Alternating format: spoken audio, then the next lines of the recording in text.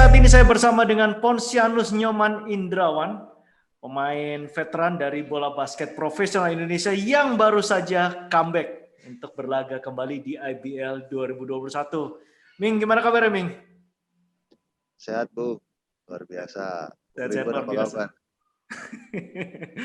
Ini kabar luar biasa juga untuk para fans basket Indonesia ya, karena mendengar sekali lagi nanti kita diberi kesempatan sekali lagi untuk menyaksikan salah satu big man andalan Indonesia untuk bisa berlaga kembali di kompetisi profesional bola basket Indonesia. Ming, mungkin startnya kita mulai dengan pertanyaan, motivasi utama apa menyebabkan Koming untuk kembali lagi ke IBL 2021 ini?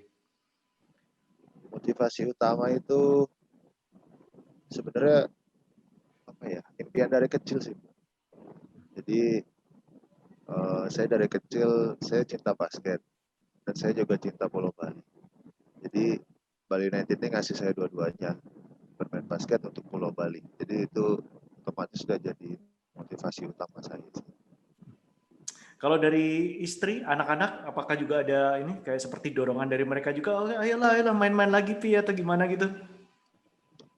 Kalau dari keluarga sendiri sih intinya pulang ke Balinya itu yang utama.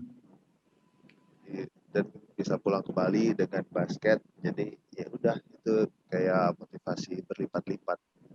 Oke. Ming, ini satu hal tadi ya mengenai motivasinya untuk kembali lagi di IBL 2021. Tapi antara semenjak terakhir kali Koming istilahnya itu jeda ya dari bola basket profesional, masih terus mengikuti ya kompetisi basket di tanah air ini, Ming ya? Oh ya, ikut terus. Nah, Memang kalau dasarnya anak basket kan gak jauh-jauh lah. Kalau Pak Koming lihat ya, semenjak Koming meninggalkan untuk sementara lapangan basket dan kemudian akan memulai lagi, kira-kira ada perubahan apa yang Koming perhatikan ya dari kompetisi bola basket profesional Indonesia ini, IBL terutama? Dari IBL yang paling berbeda itu pemakaian 3 pemain asing, karena terakhir saya mainkan masih 2 orang asing, yang satu dibatasi tinggi badannya itu. Nah kalau setahun saya off kemarin pakai 3 pemain asing, itu aja sih yang betul-betul beda. Kalau dari segi perkembangan dari para pemain, terutama dulu yang dianggap pemain-pemain muda yang waktu Koming masih berlaga, bagaimana melihat perkembangan terutama yang kayak generasi barunya ya di basket Indonesia ini? Kalau generasi baru sebenarnya kalau skill sih udah kelihatan dari dulu, Mas. Jadi kayak yang tahun-tahun saya bermain tahun terakhir saya bermain itu kan yang udah mulai naik kayak Abraham Wenas, yang tua itu Stefan Eno, terus Abraham itu emang udah lama sih. Terus banyaklah pemain muda yang emang kalau menurut saya emang waktunya naik. Cuma karena kemarin mungkin karena kehalang pemain asing ya, jadi nggak terlalu kelihatan lah. Kayak di Satya Wacana ada Hengki Lakai, itu sebenarnya bagus-bagus banget kalau udah lihat dari skillnya. Tapi ya itu kembali, apalagi kemarin kan 3 orang pemain asing. Yang boleh, meskipun yang boleh main di lapangan 2 orang, tapi kalau kayak gitu tetap aja, karena kalau pas angkatan saya terakhir main 2 orang, misalnya satu capek atau satu foul trouble, otomatis itu waktunya pemain lokal untuk show up. Nah kalau kayak gini kan rotasi 3 orang, ya mereka aja rotasi yang pemain asingnya. Jadi pemain lokal tuh bener-bener istilah kasarnya sebagai role player gitu lah. Nah kalau di season depan ini yang jadi menarik adalah kita kembali lokalan nih. Jadi saatnya yang bakat-bakat yang selama ini emang udah ada tapi belum terlalu kelihatan, nah ini waktunya bersinar. Ming, kita bicara sedikit mengenai Bali sendiri ya sebagai tempat asalnya seorang Ponsianus Nyoman Indrawan, dan juga cukup banyak para pemain basket profesional Indonesia yang berasal dari Bali ya. Kita ada Wisnu Saputra dulu, ada termasuk yang sekarang ini seperti Widianta Putra Teja, walaupun namanya tidak kelihatan ya, tapi itu juga dari Bali juga gitu. Darah Balinya. Ya, ada darah Balinya di situ. Kalau Koming sendiri melihat bagaimana sih potensi yang dimiliki oleh Pulau Bali ini terhadap talenta-talenta untuk menjadi pemain basket yang baik di Indonesia? Kalau dari dulu sih saya yang sangat disayangkan dari Bali itu karena tidak adanya wadah.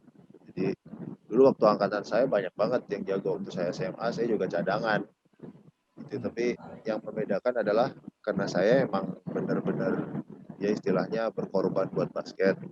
Saya merantau, meninggalkan orang tua, meninggalkan keluarga, buat dapat istilahnya dapat ilmu basket lah. Nah di Bali itu kurangnya kayak gitu, kurang keinginan. Jadi mengorbankan basket itu apa sih kayak gitu, karena di Bali udah cukup kayak gitu. Jadi sebenarnya ada banyak bakat-bakat yang bagus, tapi akhirnya bakat itu hilang atau kependam karena kurangnya wadah di Bali sendiri. Karena rata-rata orang Bali itu agak susah untuk diajak merantau.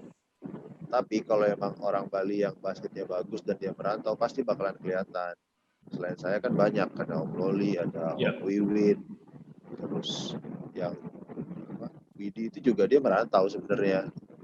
Terus si Wisnu, banyak banget, tapi ya itu kurangnya wadah. Nah kalau sekarang yang membedakan, kita nggak perlu lagi merantau jauh-jauh, karena di Bali udah ada wadahnya. Jadi kita akan lihat aja ke depannya bakat-bakat dari orang-orang Bali di bidang basket itu akan tertampung dengan. Nah, itu sebenarnya menjurus ke pertanyaan saya berikutnya nih, Ming, mengenai kehadiran Bali United ya. Setelah cukup lama menggeluti olahraga sepak bola, mensponsori dan juga membina ya tim sepak bola, dan tercatat sebagai salah satu manajemen yang sukses juga untuk membina tim sepak bola dan kini terjun ke olahraga bola basket. Kalau dari pandangan Koming sendiri, terlepas dari apa yang dikatakan tadi, sebenarnya bagaimana sih dampak yang bisa diharapkan ke depannya dengan kehadiran Bali United untuk terjun ke dunia bola basket profesional, terutama untuk bagi para generasi muda pemain basket di Pulau Bali? Dampak sih yang utama yang saya harapkan itu karena Bali United sekarang menjadi wadah bagi atlet muda Bali yang punya bakat di bidang basket, karena banyak banget. Kita bisa lihat contohnya beberapa tahun belakangan DBL All Star yang berangkat ke Amerika kayak gitu-gitu kan banyak banget yang punya darah Bali lah istilahnya. Pelatih-pelatih juga. Terus kita bisa lihat dari ya lokalan aja lah, di Bali ada Liga Bali itu rame banget, timnya banyak dan kompetitif kayak gitu. Sekarang tinggal wadahnya aja, dan adanya Bali United ini akan menampung itu semua tanpa perlu jauh-jauh merantau, tanpa perlu istilahnya homesick lah, tanpa perlu homesick kayak gitu, karena ada di Bali. Dan salah satu yang paling saya sukai dari Bali United ini adalah visinya itu, yaitu menjadikan Bali United itu sebagai salah satu wisata. Jadi Bali wisatanya udah terkenal, wisatawan mancanegara, wisatawan domestik. Nah, dengan ada Bali United ini menambah satu lagi jenis wisata, yaitu wisata olahraga. Jadi mengembangkan supaya orang-orang luar, entah itu asing, entah itu domestik, datang ke Bali untuk menikmati olahraga. Selama ini sepak bola udah sukses, di basket akan kayak gitu. Ming, kita tahu posisi Bali lumayan strategis juga ya, apalagi dengan kehadiran Bali United ini. Kita juga mengingat ada pemain bernama Fadlan Minalah ya. Ini kalau nggak salah ini satu-satunya pemain yang saya tahu itu berasal dari NTB gitu. Kira-kira bagaimana kalau umpamanya dengan adanya tim profesional dari Bali ini bisa apakah nanti bisa juga menyedot talenta-talenta mungkin dari NTB, NTT juga gitu, Ming? Bisa aja sih, Bu, karena Bali Lombok kan nggak jauh. Wisnu itu pun sebenarnya dia orang Lombok sebenarnya, ada darah Bali. Jadi kembali ke yang saya bahas pertama tadi, homesick itu memang nggak bisa dipisahkan ya. Saya juga dulu awal-awal kuliah di Jogja terus ke Malang sempat ngerasain pengen pulang ke Bali lah, nggak betah lah, makanannya beda, segala macam, karena Bali itu beda banget kan. Kayak apalagi buat anak muda yang masih istilahnya umuran SMA, baru tamat SMA, diharuskan merantau, meninggalkan keluarga, pasti ada rasa kayak gitu. Nah kalau Bali dan sekitarnya kita bilang lah Lombok, NTB, NTT, ya nggak sejauh mereka harus ke Jakarta kan, lebih dekat ke Bali. Pasti akan ada dampaknya. Ini dampak positif ini tentunya yang kita sangat harapkan sekali ya, Ming ya, terutama banyak sekali talenta-talenta dari daerah yang kemungkinan besar sekarang dengan hadirnya Bali United di Liga Profesional Basket semakin bisa terkonsentrasi, terkumpul dan terangkat nanti ya talenta-talenta dari daerah gitu. Nah, itu dia sebaran lebih merata kan. Jadi Ya, nggak cuma Bali United sebenarnya NSH juga udah mulai melebarkan sayap NSH ke Papua. kerjasama dengan Papua, terus Ya. West Bandit juga bekerjasama dengan Solo.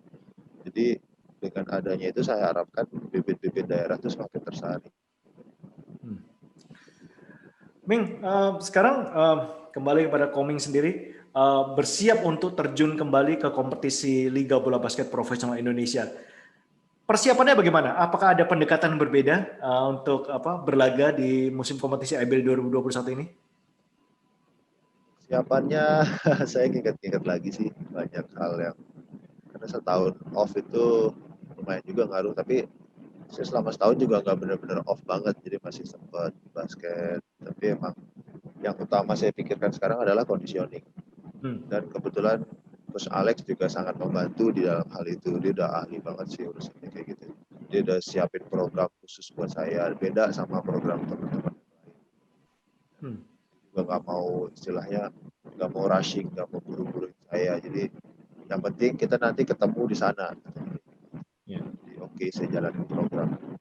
Emang beda sih program. Ming, ini mudah-mudahan ya tanggal 15 Januari kan dijadwalkan IBL 2021 akan dimulai. Ya.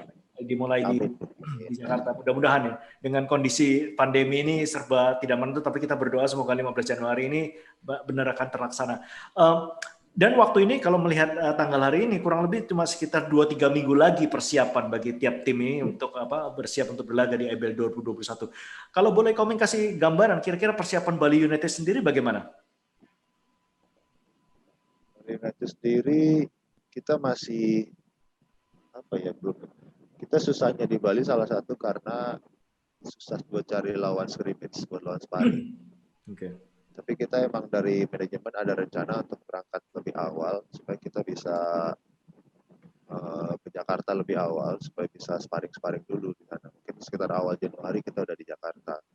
Nah nanti setelah di situ kita baru bisa menilai kesiapan kita di mana. Dan tambah lagi emang pelatih kita juga baru kan di nasional, jadi dia juga masih meraba-raba kekuatan lawan kayak gitu. Oke. Tapi kalau dari penilaian Koming sendiri ya, melihat rekan-rekan satu tim sekarang, roster yang ada dimiliki Bali United dan juga kehadiran pelatih dan komitmen dari manajemen, kira-kira target apa yang paling realistis untuk dicapai Bali United di IBL 2021 ini? Buat saya sih tim ini kompetitif dengan isi pemain senior yang lengkap di semua posisinya dan saling mendukung. Jadi yang saya hampir semua pemain senior yang ada di sini udah pernah main sama saya. Jadi saya udah ngalamin satu tim sama mereka dan saya tahu orang-orang ini adalah orang-orang yang sangat kompetitif. Dan ditambah lagi barisan rookie muda yang saya udah nonton mereka waktu Prapon Bali kan mereka persiapan lama juga. Mereka punya potensi yang luar biasa yang siap dikembangkan. Jadi saya suka sama tim ini. Tim ini bagus, tim ini kompetitif. Tinggal kita jangan sampai main di bawah standar dan jangan sampai cedera, itu terutama. Jadi saya yakin kok kita bisa kompet.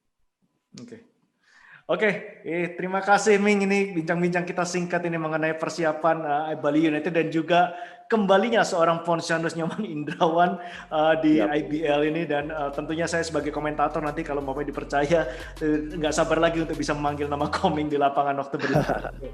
Terima kasih Koming dan stay safe. Terima kasih Bung, sehat-sehat terus Bung.